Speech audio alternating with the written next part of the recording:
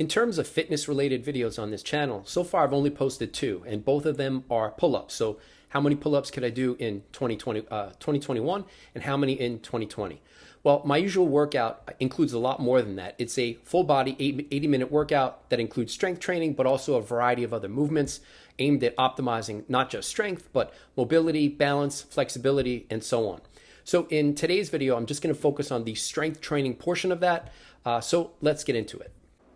To start off, pull-ups. So my previous highs for pull-ups were 12 in both 2021 and 2020. So let's see if I can get at least 12 in today's video.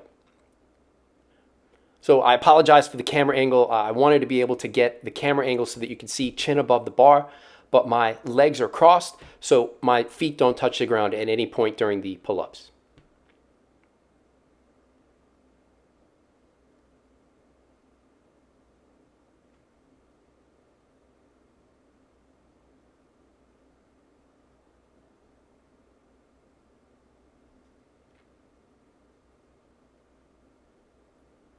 I should emphasize too that I aim for full extension, full flexion. I'm not interested in doing half reps to build strength through a half or partial range of motion. I want to build strength through a full range of motion for every movement that I do. All right, so that was 13.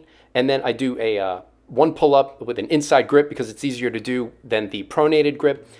So that's what I did there. And then I walked towards the camera because I was going to go pick up some weights, but then I realized this is basically like a semi-superset where I do just a few squats to get my legs ready for heavier squats and some deadlifts later on. So I just do 3 squats, and these are ATG squats. So it's full. I'm aiming for a full range of motion with my squats. So you can't see it with the camera angle. So I've got to work on that camera angle in future videos.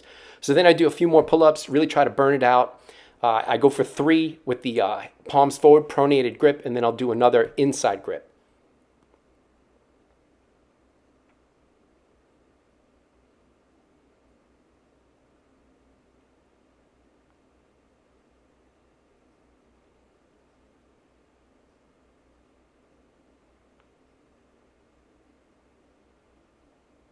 All right, so then now I actually go to pick up the weights, and it's just a little bit of weight. These are 10 pounds in each arm, in each hand, and I'm gonna go do those 3 more, squats, so ATG squats, so full depth squats, just to warm up my hips and thighs, again, to get ready for the squats and deadlifts later on. And this is kind of a superset because I'm not standing around waiting to do the extra reps for my pull-ups. It's while my lats and biceps are recovering a little bit, I'm working my legs, or at least warming up my legs. All right, so then I'm just going to finish it up with 3 more pronated palms forward pull-ups, and then another one with an inside grip, as that's easier to do than the pronated grip. And I should mention that my usual workout for this, not only the strength training portion of my workouts, but my full 80-minute workout, I do that once every 3 days. Sometimes once every 4 days if my schedule gets in the way. If it was up to me, I would do it once every 3 days without fail. But that's what I stick to. And that's what works best for me in being able to maintain strength over time. All right, so I just showed you the pull. Now I go to a push, and this is an overhead shoulder press. I didn't show you the warm-up. I do a quick warm-up with 20 pounds. I do 20 reps just to warm up my shoulders. And so the bar is about 22 pounds actually. So this is 70 pounds, which may not seem like much, but my current body weight is 152. So it's about a little less than half my body weight. So I aim for 12 strict form reps, no leaning back, just press overhead, full range of motion, all the way down, all the way up. And from workout to workout, I make sure that I meet these rep goal targets. So for every workout I'm doing, when I do pull-ups, I get 12, sometimes 13. Today I got 13. I haven't gotten to where I'm consistently getting 13 every time, but I'm getting at least 12 for pull-ups, with, again, 13 today. Same thing for the shoulder press. When I go to 72 pounds, it's 12 reps, and that's without fail. And I do that to standardize the workout so that I'm not going to get weaker in any of these movements. All right, so I just got those 12 reps. Then I put the weight on my back just to keep warming up my legs in anticipation for going a little heavier with deadlifts. So again, you can't see because of the camera angle. I'm going to have to work on that again in future videos. But these are ATG squats, so I'm going all the way down while keeping strict form, my lower back. And I just do 5 of those just to warm up my hips and thighs.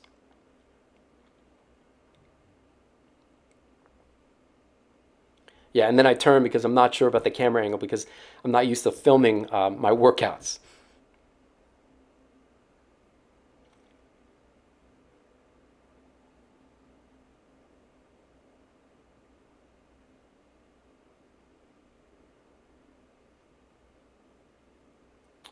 All right, the next up, I'm just going to do some shrugs. So you can see for like 2 to 3 minute bursts, it's like I'm building strength endurance because I'm lifting the whole time, or I'm holding the weight the whole time. It's not just a 15-second burst, which has its role in a fitness program, but I'm aiming for the combination of strength and endurance, full body, not just in one movement. All right, so that was my first set, and then I go a little heavier on the second set for the shoulder press. In this case, it's 90 pounds, so I added 10 pounds on each side. Sometimes I go as high as 110 or 120. I may show that in a future video. But for this, I aim for 5 reps, 90 pounds, 92 pounds. Sometimes when I get a little bit less sleep than I'd like, I get 4 reps, but the goal is to get 5 every time, and for almost exclusively all of my workouts, I get 5 reps. I'm trying my best not to lean back and just maintain strict form. Full extension, full flexion. All right, same, just like before, put the weight on the back, get a few reps, warm up my legs, my hips and thighs in anticipation for going a little bit heavier with deadlifts. And I'm sure there'll be people who will say, well, you should go very heavy, do heavier squats. You know, that's not a lot of weight. And this is true. But in my youth, I had plenty of days of going heavy, you know, squatting 250. And I ended up messing up my back, whether it's from overtraining or poor form. So, and I've had herniated discs. So I'm trying to minimize that because aside from sleep deprivation, in my experience, injury makes me feel old. So I'm trying to avoid injury. So a little bit more on the shrugs. I actually do a bunch of sets for shrugs.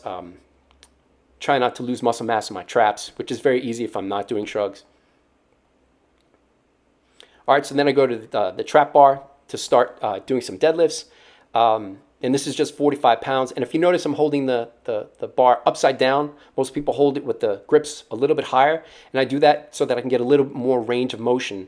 And that's why I turn to the side, because my goal is to get strength through a full range of motion. With the grips flipped the other way, I'm losing a little bit of range of motion. So I want to get as much range of motion as possible, so I flip the grip like that.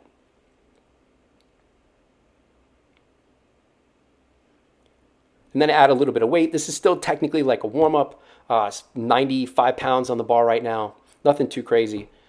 And I've had a tendency in the past to round my upper back when doing deadlifts. So, and I actually did there for a couple reps. Not good, but for the majority, my technique is pretty decent, where I'm keeping my back arched and tight while doing deadlifts. And then a few more shrugs. And I am bending my knees to try to get a little bit more momentum to you know, it's a little bit heavier in terms of a shrug. Maybe it's not heavy for most people, but I'm pushing 50, you know, so, and I'm trying to maintain strength over time. Again, I'm not looking for ego lifting. I'm trying to, you know, maintain and optimize muscle mass. So now we've got 135 on the bar, going a little heavier. And it's same thing, 5 reps. I get bored after 5 reps. So that's why I'm just sticking to the 5 rep range. My technique's pretty good here. You can see the lower back is tight, no rounding, decent depth. Controlling the weight all the way down, not slamming it off the floor. Finishing up with some shrugs.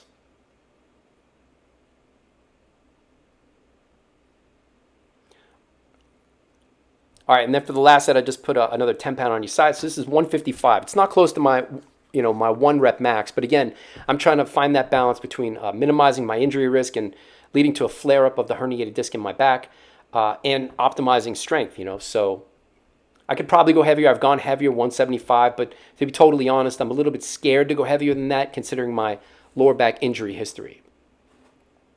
So I'm happy to be getting any strength training on my legs, especially using deadlifts and somewhat with a little bit on the squats. All right, so that was the beginning of the push-pull. So now I go back to a little bit more push-pull. This is kind of like doing a seated row. And again, I'm doing this workout in my house. I don't have the machinery to do a seated row. So the angle on this is basically like doing a seated row. And my goal here is to get 13 reps.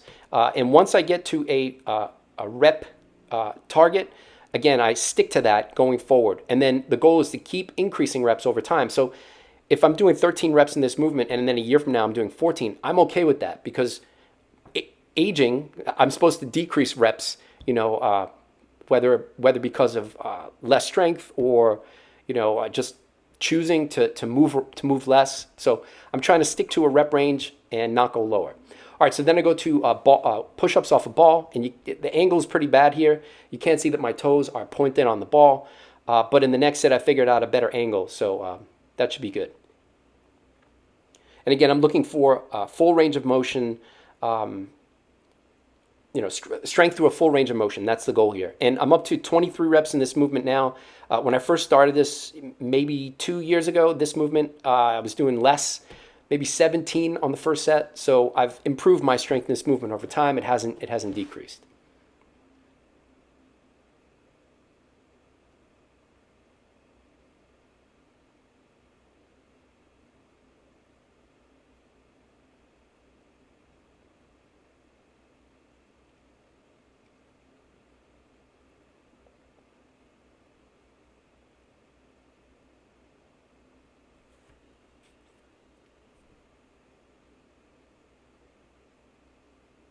All right, so that was 23, and then a couple of quick stretches, inverted L, stretch the upper back, and then I get into a cat pose, stretch the lower back. All right, so back to the second set of my pull. This is, again, like a seated row, and I'm only doing 2 work sets for this movement, and also 2 work sets for push-ups.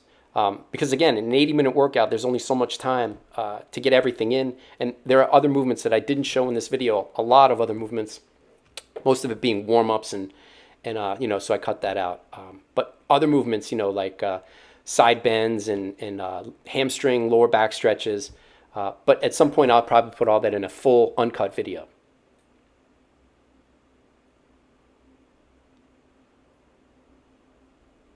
And I do get 13 reps on this second set. So I may actually add, I have a weight vest. I may add a weight vest to that movement to get a little bit more resistance on that second set. All right, so here we go. Second set of the weighted ball push-ups, and you can see my toes are pointed up on the ball, which is a little bit more difficult. And the ball adds, not just resistance, but it's also have to balance the ball, and it isn't touching the side of the couch there. It's on its own. So I have to balance the ball while also doing the push-ups. So easier said than done, but that's what I do. So for the second set, I get, the goal is 17 reps, and I've been pretty consistent in getting 17 reps without fail for a long time, for as long as I've been doing this exercise. And again, the goal is to increase that slowly over time, knowing that with aging, there should be a decrease over time. I'm trying to resist that for as long as possible.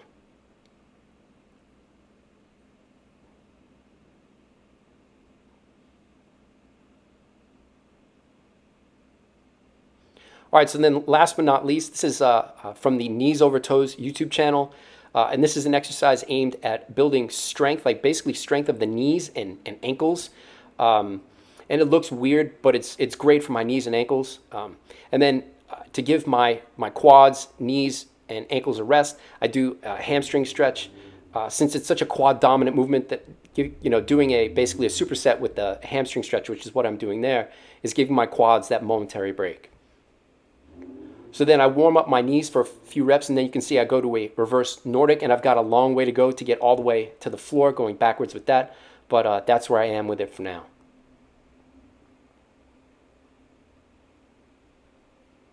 Yeah, full range of motion there would be my back going all the way down to the floor.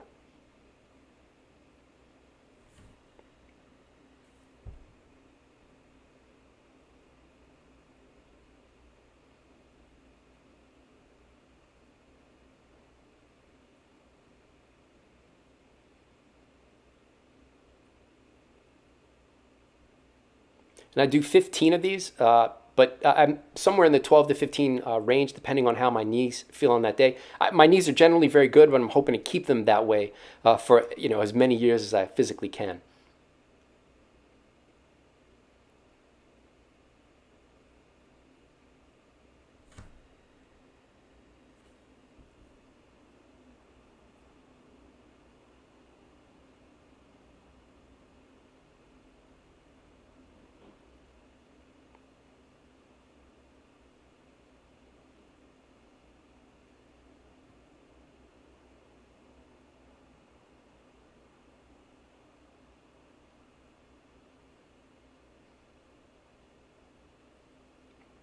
All right, that's all for now. If you're interested in more about my attempts to biohack aging, check us out on Patreon. Thanks for watching. I hope that you enjoyed the video. Have a great day.